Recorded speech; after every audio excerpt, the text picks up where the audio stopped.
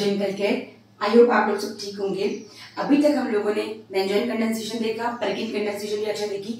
उसी सीरीज में आगे आज हम पढ़ेंगे एल्डोल कंडेंसेशन रिएक्शन।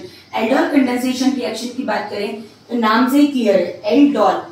एल्ड मतलब एल्डिहाइड ग्रुप, ऑल मतलब एल्कोहलिक ग्रुप। ऐसा ग्रुप जिसके अंदर एल्डिहाइड और एल्कोहल दोनों ही ग्रुप प्रेजेंट होंगे, उस ग्रुप को हम बोलेंगे aldol.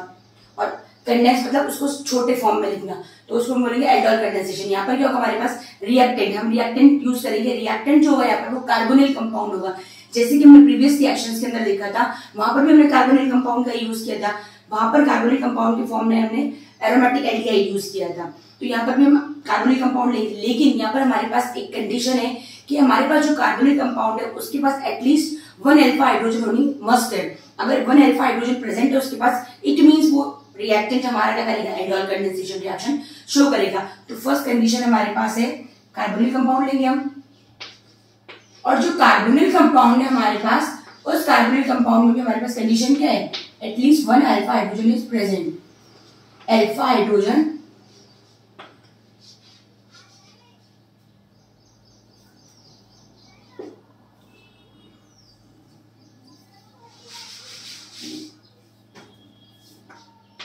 having at least 1 alpha hydrogen, having at least 1 alpha hydrogen। हमारे पास कम से कम एक अल्फा हाइड्रोजन तो प्रेजेंट होनी ही चाहिए, तब हमारा वो रिएक्टेंट जो वो एल्डोल कंडेंसेशन रिएक्शन शो करेगा।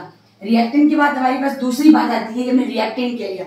कोई भी रिएक्शन प्रोसीड करती है, रिएक्टेंट से प्रोडक्ट बनता है, तो उसमें सेकेंडरी मेन थिंग्स हमारे पास क्या होती है, रिएक्टेंट। आप प्लस रिएक्टेंट है, रिएक्टेंट के बाद हमको क्या चाहिए वहां पर कि हम कौन सा यूज करें, रिएजेंट। हम यहाँ पर रिएजेंट के फॉर्म में जनरली कैल्शियम हाइड्रोक्साइड। एक बात और ध्यान रखिए आप, जनरली अगर आप कॉलेजेस में लिखते हैं या आपकी 12th में है या बीएससी एमएससी के अंदर ये रिएक्शन है, तो वहां पर तो आप जनरली डाइल्यूट एन्यूज डाल के भी इस रिएक्शन को करवा सकते हैं। लेकिन अगर दूसरे कॉम्पिटिटिव एग्जाम्स की बात करें जनरली, तो वहां पर आपको दूसरे रिएजेंट दिए जाते हैं, उसके लिए मैं ये मेंशन करी, तो आप उसको ध्यान रखिए एक बार। Calcium hydroxide, barium hydroxide, K2CO3 and dilute NaOH। और फिर यहाँ पर जो प्रोडक्ट बनेगा हमारे पास वो क्या बनेगा, एल्डोल। उसी को हम बोलते हैं बीटा हाइड्रोक्सी ब्यूटाल्डिहाइड। जो हमारे पास एल्डोल बनेगा उसी एल्डोल को हम बोलते हैं बीटा हाइड्रोक्सी ब्यूटाल्डिहाइड। देखिए यहाँ पर एग्जांपल से समझते हैं हम। एग्जांपल की फॉर्म में मैंने यहाँ पर लिया इथेनॉल। इथेनॉल का मॉलिक्यूल लिया मैंने यहाँ पर। जब इथेनॉल का मॉलिक्यूल क्यों लिया आप यहाँ पर समझिए इसको एक बार। दोनों ही मॉलिक्यूल मेरे क्या है, इथेनॉल के लिए मैंने।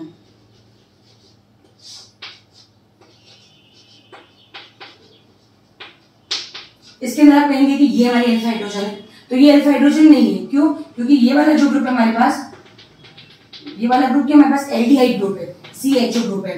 ये वाला एल्डिहाइड ग्रुप के पास वाला कार्बन अल्फा कार्बन में हमारे पास जो हाइड्रोजन प्रेजेंट होती है उसको हम अल्फा हाइड्रोजन कहते हैं। अल्फा हाइड्रोजन प्रेजेंट है यहाँ पर हमारे पास। तो कंडीशन क्या हमारे पास, हैविंग एटलीस्ट 1 अल्फा हाइड्रोजन। तो हमारे पास अल्फा हाइड्रोजन प्रेजेंट है, इट मींस ये क्या करेगा, एल्डोल रिएक्शन शो करेगा। तो यहाँ पर जो कंपाउंड बनेगा वो हमारा क्या बनेगा, एल्डोल। एल्डोल मींस जहाँ एल्डिहाइड और अल्कोहल दोनों ग्रुप प्रेजेंट हो। तो यहाँ पर हमारे पास बनेगा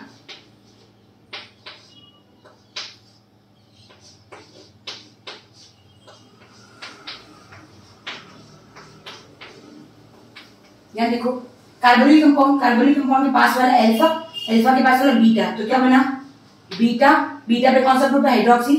बीटा हाइड्रोक्सी, कितने कार्बन है, 1 2 3 4, ब्यूटाल्डिहाइड।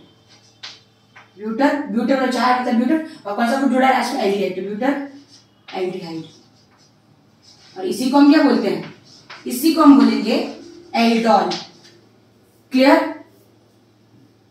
इसके बाद हम देख लेते हैं मैकेनिज्म की बात करें तो मैकेनिज्म के अंदर जनरली क्या होता है हमारे पास कि हम सबसे पहले इसके अंदर कार्बोनिल कंपाउंड लेंगे, यानी हम एसिटाल्डिहाइड जो इथेनॉल मॉलिक्यूल लिया हमने उसी को हम ले लेते हैं। फॉर एग्जांपल इथेनॉल मॉलिक्यूल हमने लिया, उसके अंदर हम जैसे ही बेस डालेंगे तो बेस क्या करेगा, हमारे पास जो एसिडिक हाइड्रोजन है या एसिडिक प्रोटोन है उसको एब्स्ट्रैक्ट कर लेगा, और उसको एब्स्ट्रैक्ट करके वो हमारा बनाएगा इनोलेट आयन, या जिसको आप कार्बोनाइल भी बोल सकते हैं। स्टेप 1 के अंदर क्या होगा हमारे पास, स्टेप 1 के अंदर हमारे पास जो इथेनॉल मॉलिक्यूल था, इथेनॉल मॉलिक्यूल जो है इसमें हमने क्या करा, कोई बेस डाला इसके साथ। जैसे हम बेस डालेंगे तो बेस क्या करेगा, इसको ऐसे लिख देते हैं एक बार ताकि और क्लियर हो। इसको हमने ऐसे लिख दिया, ठीक है। जैसे हमने इसके अंदर बेस डाला तो बेस क्या करेगा, एसिडिक हाइड्रोजन को बाहर निकालेगा। तो यहाँ कंपाउंड बन जाएगा हमारे पास CH2 bond C double bond O bond H, और यहाँ से हाइड्रोजन गया हमारा तो ये नेगेटिव चार्ज छोड़ के जाएगा, क्योंकि ना हाइड्रोजन के कंपैरेटिव में हमारा कार्बन का मोल इलेक्ट्रोनेगेटिव है, तो ये इलेक्ट्रॉन को ले लेगा और हाइड्रोजन यहाँ से बाहर निकल जाएगा। इसको आप इंटरचेंज भी कर सकते हैं। कैसे, जब ये नेगेटिव चार्ज अपना यहाँ पर आएगा तो ये यहाँ शिफ्ट हो जाएगा, तो बनेगा हमारे पास CH2 double bond C bond O negative bond H। इसको ऐसे भी हम लिख सकते हैं। और साथ ही हमारे बेस ने क्या किया, हाइड्रोजन को एब्स्ट्रैक्ट कर लिया, तो ये हमारा BH बाहर निकल गया।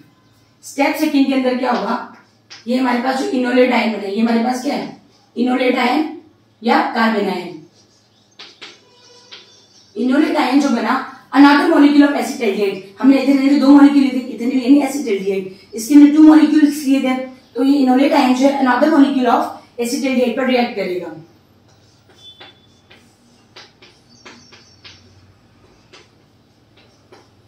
हम इसमें से कोई भी यूज कर सकते हैं क्योंकि आपस में क्या इंटरचेंजेबल है। CH2 bond C double bond C O negative bond H। हम कोई, आप ये यूज करेंगे, अगर ये यूज करेंगे तो क्या होगा, ये बॉन्ड यहाँ शिफ्ट हो जाएगा और ये नेगेटिव यहाँ ये रिएक्ट करेगा। कैसे भी यूज कर सकते हैं। मैंने ये यूज किया तो जब भी हमारा यहाँ आएगा, ये बॉन्ड हमारा यहाँ शिफ्ट होगा, फिर कार्बन क्या करेगा, हमारा यहाँ अटैक करेगा। जब कार्बन यहाँ अटैक करेगा तो ऑक्सीजन क्या कर लेगा, इलेक्ट्रॉन ले लेगा, क्योंकि कार्बन के पास 5 बॉन्ड हो जाएंगे, जो कि नेचुरली पॉसिबल ही नहीं है। तो हमारे पास कंपाउंड बनेगा CH3 बॉन्ड C। जब ये ले लेगा तो O पे क्या आ जाएगा, नेगेटिव हाइड्रोजन, ये से अटैच हो जाएगा CH2 bond C double bond O bond H। ये कंपाउंड बना हमारे पास। ये जो कंपाउंड बना हमारे पास इसको हम बोलते हैं एल्कोक्साइड। नेक्स्ट स्टेप में हमारे पास एल्कोक्साइड जो है, वापस हमने देखा कि हमारे पास हम रिएक्शन के अंदर जो भी बेस यूज करते हैं, जब रिएक्शन हमारी कंप्लीट होती है तो वो बेस क्या होता है, एज इट इज बाहर निकल जाता है। हम जो भी रिएक्टेंट यूज करते हैं रिएक्शन के अंदर, सॉरी जो भी रिएजेंट यूज करते हैं रिएक्शन के अंदर, वो आफ्टर कंप्लीशन वापस बाहर निकल जाता है एज इट इज। तो यहाँ पर हमारे पास क्या होगा, जो हमारा एल्कोक्साइड है, एल्कोक्साइड के अंदर हमारे पास हमने जो भी रिएक्शन बेस यूज किया वो निकला कैसे, एक बार देखो इसको, CH2 bond C double bond O bond H। तो हमारे पास जो BH बना था वो यहाँ वापस आएगा और क्या हो जाएगा, ऑक्सीजन के पास नेगेटिव चार्ज है, हाइड्रोजन के पास पॉजिटिव है, तो क्या करेगा, हाइड्रोजन को एक्सट्रैक्ट कर लेगा। तो बनेगा हमारे पास CH3 bond C bond OH bond H bond CH2 bond C double bond O bond H। ये कंपाउंड हमारे पास जो बना वो क्या है, एल्डोल या फिर ब्यूटा हाइड्रोक्सी ब्यूटाराइड जिसे हम कहेंगे। तो इसके अंदर सिर्फ एक ही कंडीशन आपको ध्यान रखनी है कि जो कार्बोनिल कंपाउंड हम यूज करेंगे उसके पास एटलीस्ट 1 अल्फा हाइड्रोजन प्रेजेंट होनी चाहिए। और डाइल्यूट एनएच हम डालेंगे, डाइल्यूट एनएच डालेंगे तो हमारे पास जो कंपाउंड बनेगा प्रोडक्ट के फॉर्म में वो बनेगा एल्डोल। आई होप आप लोगों को क्लियर होगा।